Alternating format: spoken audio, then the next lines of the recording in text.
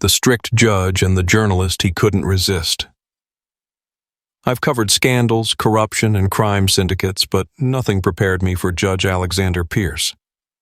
He was the most feared man in the courtroom, ruthless, controlled, untouchable.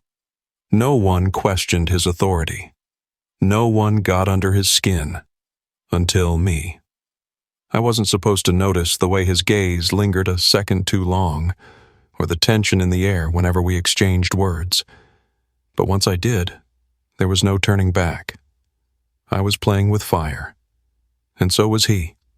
Stay until the end, because what happens next will leave you speechless. Before we begin, make sure to subscribe to the channel, like this video, and turn on notifications. Your support helps us bring more thrilling and addictive stories like this to you. Now let's dive into the story. Judge Alexander Pierce was a man who demanded silence without ever raising his voice. His reputation was built on fear, respect, and an unwavering sense of control. I had covered countless cases before: corrupt politicians, high-profile fraud trials, even organized crime. But this one? This was different, not because of the case itself, but because of him. I wasn't here just to report on another trial. I was here because something about Judge Pierce intrigued me in ways I wasn't willing to admit yet. And maybe, just maybe, I wanted to see if the rumors about him were true. The courtroom was packed. Cameras lined the back wall, journalists scribbled frantically in their notebooks, and the lawyers seated at the front whispered in hushed tones. The defendant, a billionaire accused of a financial scandal, sat stiffly, his expression unreadable. Then the doors opened. The room fell into complete silence as Judge Alexander Pierce entered, his black robe flowing behind him, every movement controlled, effortless. His presence was enough to make the air feel heavier. His eyes scanned the room, sharp, calculated. Even from where I sat in the press section, I could feel the weight of his gaze. I had seen him in pictures before, of course. The city knew him well. A man in his early 40s, impossibly composed, handsome in a way that made people nervous. His hair, dark with the slightest streak of silver at his temples, was always perfectly in place. His jawline sharp, his lips pressed into a firm, unreadable line. But it was his eyes that caught me off guard. Dark, piercing, dangerous. For a split second, I swore they locked onto mine. Then, just as quickly, he looked away. The trial began, but I barely processed the words being exchanged. My focus was on him, the way he controlled the room with nothing but a glance. The way he leaned forward slightly whenever a lawyer started losing their argument. The way he never wasted a single movement. I should have been paying attention to the testimony, to the scandal. But Judge Pierce had me distracted in a way no one ever had before. When the court adjourned for a break, I made my way to the hallway, my mind still buzzing. I was taking notes when I heard a voice behind me. "You're new here." I turned, and my breath caught in my throat. Judge Pierce stood just a few feet away, watching me with that same unnerving intensity. Up close, he was even more imposing. Taller than I expected. Broader. More intimidating in a way that made my pulse quicken. I cleared my throat. "I've covered other cases, but yes, this is my first time in your courtroom." His gaze flicked down to my press badge. "Liam Carter, political journalist." I swallowed hard. "That's me." His expression didn't change. "You watch people more than you listen." I blinked. "Excuse me?" His lips twitched. Not quite a smile, but something close. "I noticed. You take notes, but your eyes aren't on the defendant. They're on me." My stomach flipped. Was I imagining this? Was I reading into something that wasn't there? I forced a smirk. Maybe I just find you more interesting than the case. A bold move, one that could have ended my career if he took offense to it. But he didn't. Instead, his gaze lingered, just for a second. Then he stepped closer, so close that I could feel the heat radiating from him. "Be careful, Mr. Carter," he murmured. "Some lines shouldn't be crossed."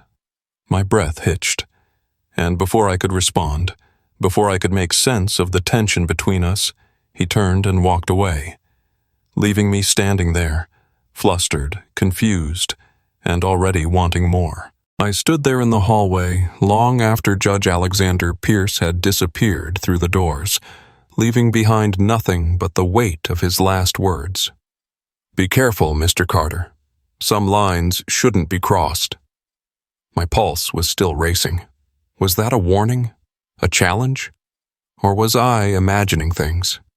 I had spent years working as a journalist, trained to read between the lines, to find the truth in what wasn't said.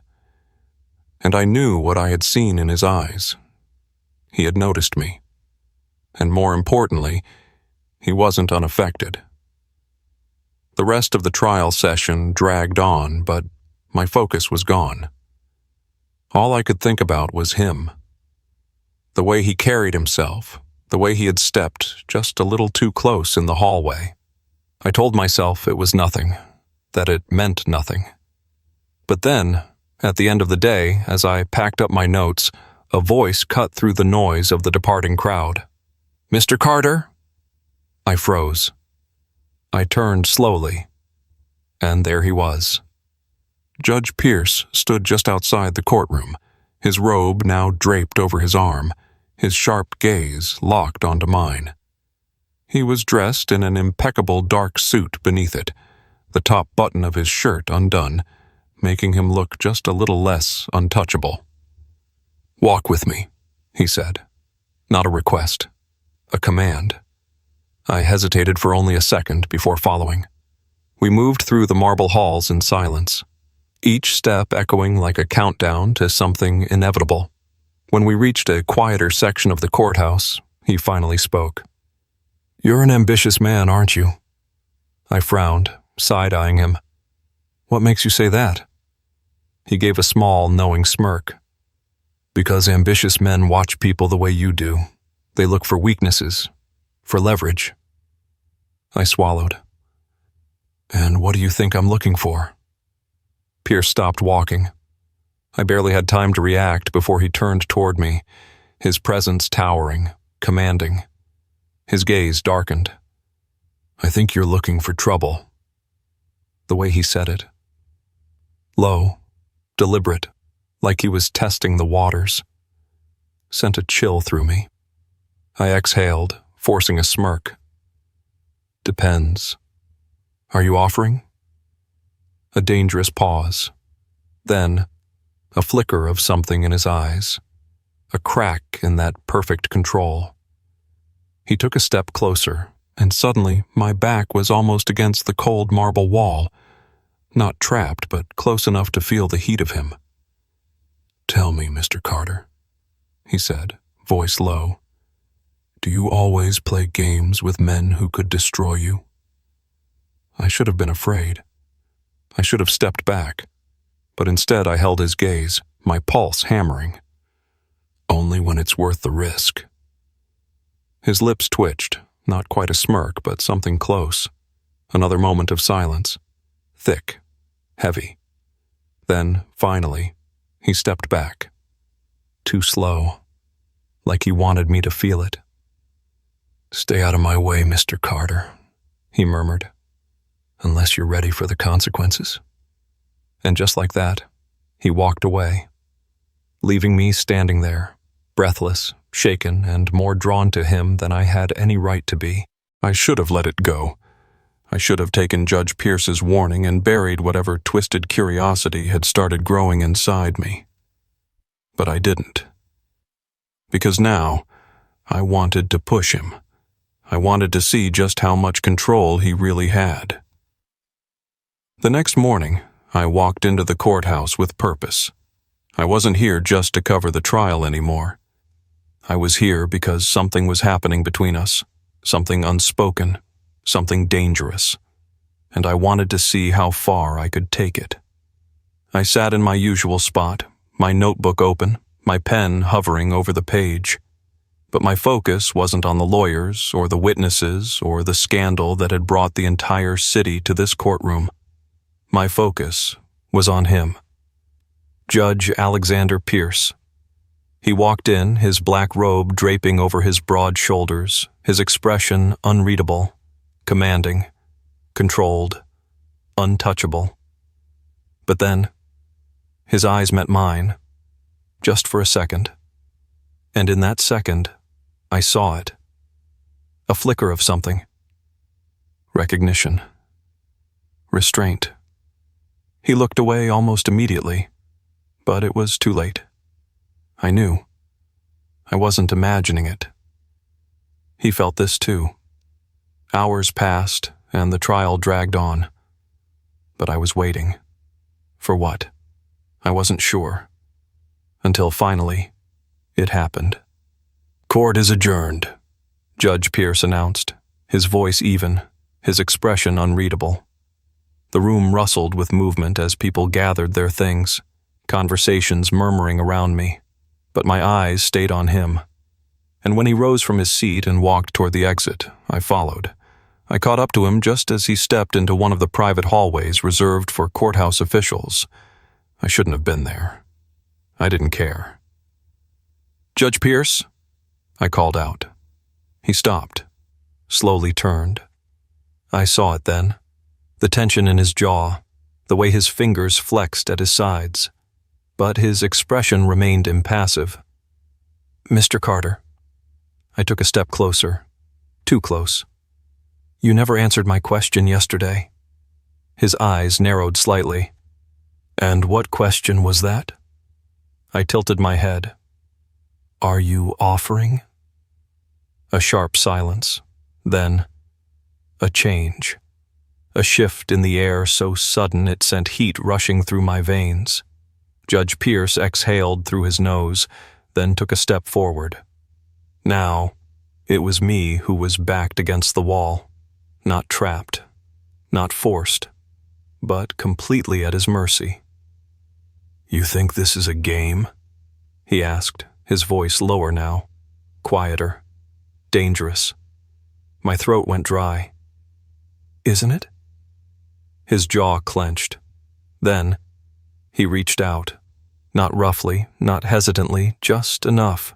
His fingers brushed the side of my neck, his thumb pressing lightly against the pulse hammering beneath my skin. I swallowed hard.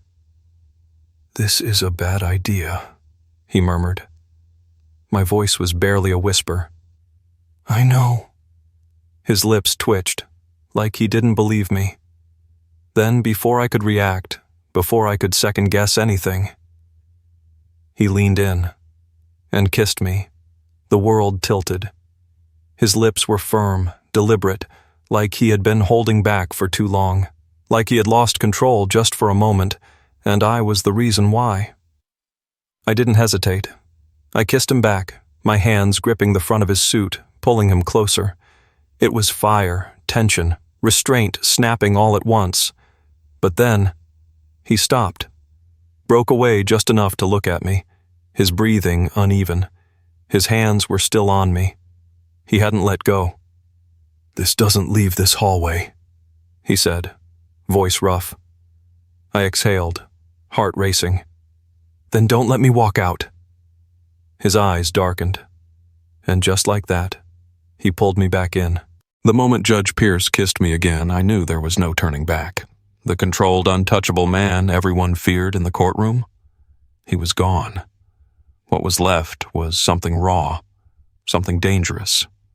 His grip on my waist tightened, pulling me flush against him, like he wanted to erase every inch of space between us.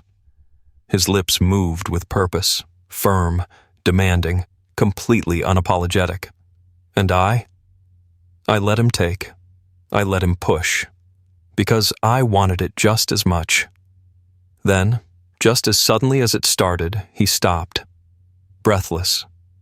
His forehead rested against mine for just a second, long enough for me to hear his uneven breathing, to feel the warmth of his skin. Then he stepped back. His jaw was clenched, his eyes calculating again, like he was trying to put the pieces of himself back together. "This can't happen again," he said. I swallowed hard, still catching my breath. "Then why did it?" Silence. He ran a hand over his face, turning away slightly, his body tense, like he was fighting himself. I should have let him go. I should have walked away. But instead, I pushed. "I don't think you regret it," I said, my voice quieter now. His back stiffened. He exhaled sharply, then turned to face me again. His expression was unreadable. "This was a mistake," he murmured, but there was no conviction behind it. I took a slow step closer. "Then why are you still standing here?" He didn't answer, didn't move. His fingers flexed at his sides like he wanted to reach for me again, but wouldn't allow himself to. And that was when I knew. He wanted this, maybe as much as I did. The next few days were torture. The trial continued. I sat in the press section, watching him, waiting, remembering. But Judge Pierce never looked at me. Not once. Like I was just another face in the crowd. Like nothing had happened between us in that empty hallway. Like his hands hadn't just been all over me. And that made me reckless. On Friday, I waited. I stayed late after the courtroom had cleared, lingering by the heavy wooden doors, watching as Judge Pierce gathered his notes, pretending not to notice me. When he finally walked past, I moved. "Are you going to ignore me forever?" I asked, keeping my voice low. He stopped but didn't turn around. For a moment, I thought he might just walk away. But then, he exhaled sharply. Then he turned. And his eyes? They were burning. He took a slow step forward, closing the space between us. "Do you have any idea what you're doing?" My pulse jumped. "Yeah," I whispered. "I do." Something snapped. In one sharp motion, his hand gripped my tie, pulling me into an empty courtroom. The door slammed shut behind us. I barely had time to react before his lips were on mine again. Fierce, frustrated, like he had been holding back for too long, and I had just pushed him over the edge. I didn't fight it. I didn't want to. This wasn't just a kiss. This was war. A battle for control neither of us was willing to lose. And I knew then this was only the beginning. The moment Judge Pierce's lips crashed against mine, the rest of the world ceased to exist. Gone was the rigid, emotionless man who commanded a courtroom with a single glance. This was different. This was heat, tension, restraint snapping all at once. His hands gripped my tie, pulling me impossibly close, his body pressed against mine in the dimly lit, empty courtroom. The irony wasn't lost on me. The very place where he ruled with unwavering control was now where he was losing it. And I was the reason why. His mouth was relentless. Not soft, not hesitant, but claiming. I matched his pace, my fingers digging into the fabric of his suit, my heart hammering so fast it felt like it might burst. He tasted like power, like the sharp bite of a man who never let himself indulge. Except now, he was. And he was indulging in me. Then, as quickly as it started, he pulled back, breathless, his forehead barely inches from mine.